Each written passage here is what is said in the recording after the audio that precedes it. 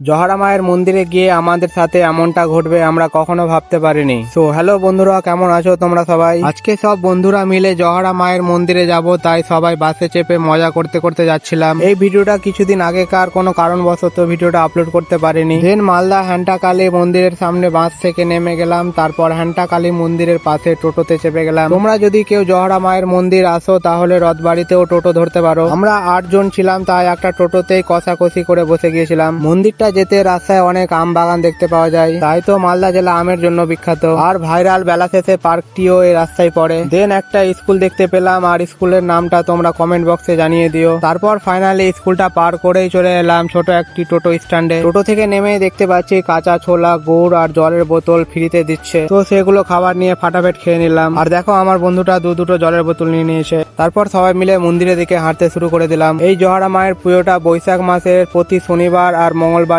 হয়, তাই আমরা শনিবার গিয়েছিলাম। আর দেখতে পাচ্ছ মানুষের কত ভিড় হয়েছে। এই জহরা মায়ের মন্দিরে আমি ফার্স্ট টাইম এলাম, আর মানুষের ভিড়টা লক্ষ্য করো, হাজার হাজার মানুষের ভিড়। আর মেলাটাও তো অনেক বড়, পুজো দেওয়ার জন্য এত বড় লাইন, আমি তো পুরোই অবাক। মন্দিরের চারিদিকে 5-6টা করে লাইন, আমি তো ভাবতে পারিনি পুজো দেওয়ার জন্য এত ভিড় হবে। তারপর মন্দিরের সামনে কিছু ফটো তুলে নিলাম, আর শেষমেশ আমাদের পুজোটা তো এত ভিড়ের জন্য দেওয়াই হলো না। তারপর মেলাটা ঘুরতে লাগলাম, দেখতে পাচ্ছ নানা রকমের কত দোকান বসেছে। তারপর একটা দোকানে পুরি তরকারি খেয়ে বাড়ি এলাম। তো আজকের ভিডিওটা এই পর্যন্তই, দেখা হচ্ছে পরবর্তী ভিডিওতে।